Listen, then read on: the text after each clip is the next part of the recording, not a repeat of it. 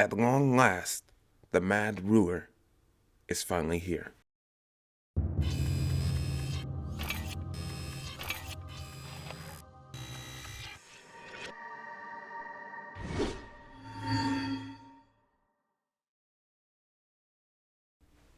Greetings everyone, and welcome back to the RobeTheMatoran channel, and today we're looking at a Toys R Us exclusive, and that is set number 8940 Karzahni. A total piece count of 373 pieces. This was released in, obviously, the summer wave of 2007, if I'm not mistaken, and back when this was released, it retailed for a simple, humble $40. Wow. If you want to get this set used, you're paying up to $400 to $500, possibly even $6. Just depends if anyone's selling it for a decent price or not. And if you want this brand new sealed in the box, I don't know why would you want that, but you're paying up to $1,200. Oh my God, that is insane. But regardless of that, if you decide to pick it up today, hopefully this video will help you decide to pick it up or not if you so choose to, or don't, or you just want to hear me babble about how I feel about Karzahni. So let's get into it. Karzahni and his brother Ataka were the first creations of the great beings. He was given his own realm called Karzahni. Karzahni was tasked with repairing damaged Matorans, but failed numerous times to repair them, eventually giving them weapons and claws. After a long wild goose chase with the Toa and Nika, he found himself in the pit where he would be mutated by the mutagenic water, and he would encounter Lesovic and two Matorans named Idis and Sarda. He eventually would be defeated by being trapped in a water trap mechanism that they just created on the spot, and his fate would be determined by Botar. Now, looking over this set, there is a lot to go over here. This is probably like the most compact set that Bionicle has ever released, I believe, because you're getting 4 different things in this set. You're getting, obviously, a Titan set, you're getting 2 Matorans, and you're getting this weird contraption thing on the side, so there's actually quite a lot to talk about. But first, I just want to just mention that, yeah, there is an instruction manual that I did have to show off here, but I have no box or anything else because it was already hard to get, but I did have the instructions, so at least I have that. First, I'm going to talk about the Matorans, and I'm going to start with Sarda first because he's probably the most uninteresting thing in this entire set, so let's go ahead and start with him. So I'm not going to talk about too much of the Matorans because I already did a review on them, but the short and sweet of it, I like the designs. They're a little gappy, but they have a lot to offer actually, because they're actually very articulate because they have feet and leg articulation and a bit of shoulder, no hand or elbows of course, and they do have neck articulation, a little bit restricted because of the tubes. But I do like Sarda here because not that he introduces any recolors or new molds, except for maybe possibly the Borak leg piece in the dark Metu red, but other than that, he doesn't have anything new. And this is another time we see the noble Huna mask in just the same dark Metu red. So nothing too special with him. So there's not much to say about him. Things get a bit more interesting when we look at Idris here already with a pretty decent recolor item here. And of course, that is just the special mask, the Great Ruru and the Dark Metu Blue. This is the exclusive recolored mask, and you can only get this in this set. You do not see this ever again in this color, or you don't. This is the last time we see this mask actually, even though this is now the, I believe, 4th time we saw this mask. But regardless of that, this is such a cool treat to have in this set. Like, it makes this set all the more really collectible and really high value because of this recolored Ruru mask here. I will believe the Borak limbs is recolored in the dark Metu blue. The feet, however, isn't. The Anika Flatfoot, that's not a recolor, I believe. I think we saw that in another set. I don't know which one, but I know we did. However, that's really about it with Idris, that she has this special recolored Ruru mask. The rest of it is pretty much the same as the other Matorans, so there's not much to go over here. We do see the last time I think of the translucent blue, like, joint pieces and hand pieces, so that's a nice comeback to see. And yeah, just a nice blue little Matoran for this set. just to balance it out the color scheme wise. Color scheme also really good. Next up is Karzahni himself. The reason why this set is named, well, Karzahni. And he's a pretty big guy. He's really hulking almost. He's got a very like hunchback, like hulking, empowering, like, just huge look to him. At least like from a glance he looks like that, but when you really look close up on him, unfortunately he's a bit gappy in a lot of areas. Like his legs, he's a bit gappy, and his torso's not perfect. Like there's a lot to be desired with this. I don't hate it, it's just there's a lot that could probably beef him up a bit more. Now, he does have what helps him really be a really standout set, other than his really wild looking design and head design. He actually has a lot of recolors, and I know that's like exciting for a lot of mockers out there, that he has a lot of recolors here. Like he is kind of like head to toe, literally, with recolors. So let's go ahead and get into that.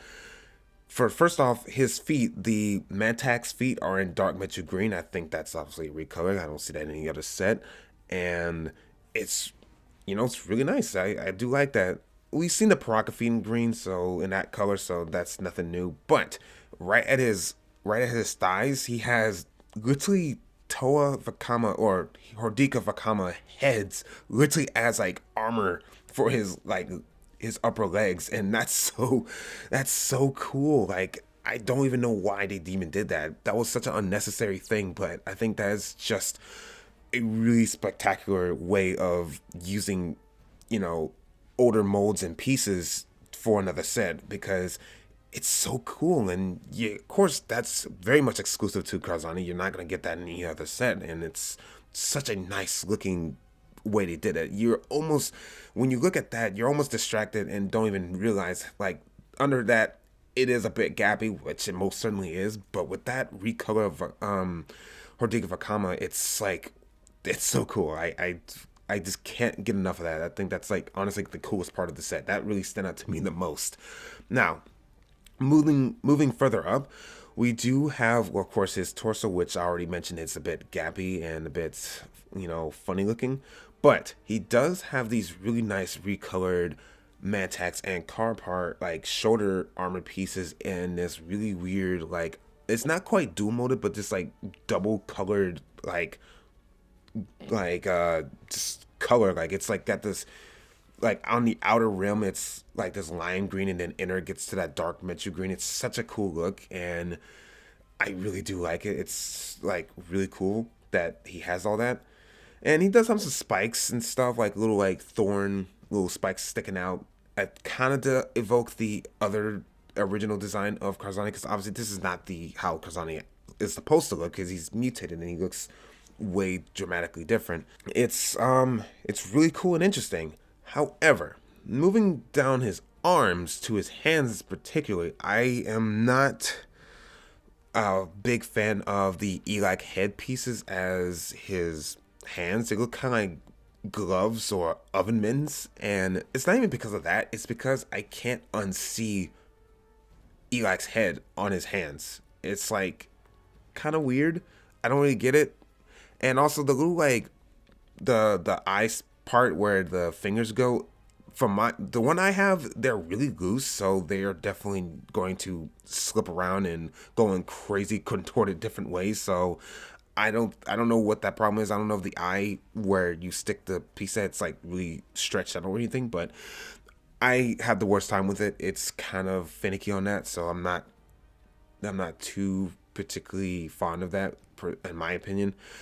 And moving further along, we have a bit of his cape, where we have his cape where that's like the back. And we have the red tubes, which also, that's a recolor. I don't think we see that in any other set with these red tubes, these long red tubes. That's a very nice recolor right there. But to go more on the cape, I like the cape for what it is, because I think it would look really weird without it, but I don't think it's very necessary either. Meaning that it doesn't make sense, why does he have a cape underwater? Like, did he have a cape before that? I don't think he did. So him having a cape now just seems like out of the blue, but maybe I'm just crazy. So who's to say? You know, I like it though. It's serviceable, but just in actual like canon or the actual universe, it's like, why do you have a cape underwater? It seemed like it would kind of slow him down a bit, but whatever. He has a cape, so it's fine. And finally, his head. His head is crazy. Like he does have a crazy head design. I kind of like it, but I kind of don't. I like the uniqueness of it. I like the uniqueness. I definitely do. Um, However, it looks almost too weird. It's almost unrecognizable, and for some people, they like that. I kind of don't. It is cool that they do reuse Pride Axe foot pieces in the Dark Metal Green, so another recolor because he is stacked with recolors on him, so he is definitely like almost like a gold mine when it comes to getting recolored pieces. And if you really like green, especially dark green, I mean, he is your man to go to if you want to make a mock with these green pieces. He is the one to go to. So, yeah, definitely good on that. But I think the head is just really weird looking. Like, it's definitely freakish almost because he's supposed to be mutated. He's supposed to be looking like horribly mutated. It's like horrifying. It works for that, but I prefer we actually got like a mask mold like the Elise that he has. I would rather we actually gotten that mask, which we never get a actual physical version of that, which I hate. Which I kind of wish they just made that version of Karzahni as well, along with this one. Like maybe do that for '06 and '07 we have the mutated version, but because he was kind of there in the '06 story. He's actually kind of like one of the more. It's not like the most important thing, but he's pretty. He's there. So I kind of wish they did that, but I guess they didn't want to do all that. But all in all, it's still a good set. It's just that there are definitely some setbacks, and I forgot to mention his chains. Like nothing too special. He just got these draping chains that does add to the aesthetic of him. So also really cool on that. But yeah, that's really about it for Karzahni. Last but definitely least is the water trap. It's literally just called the water trap. This thing is pretty generic. It's just a lot of blades and technic beams and parts and stuff. So if you like that, then I guess this is the thing for you. But personally, I feel like it's kind of whatever, honestly. Like, again, great for mocks. If you just want some blade pieces and, take it off this set and use it for something else, definitely great for that. But for the actual set, it's okay. Like, I like that it's a part of it, but I don't think it was needed to be in a set. So its main function, you can just move the arms like just up and down, or like I guess just open it and then close it.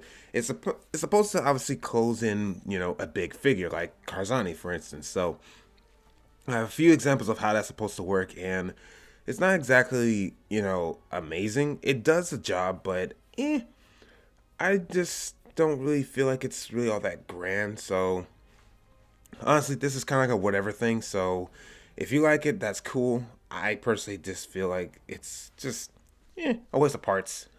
So in conclusion, what do I think of the Karzahni set? I think it's a good set, not a great set, but a good set. So the score I give it is a 7-8.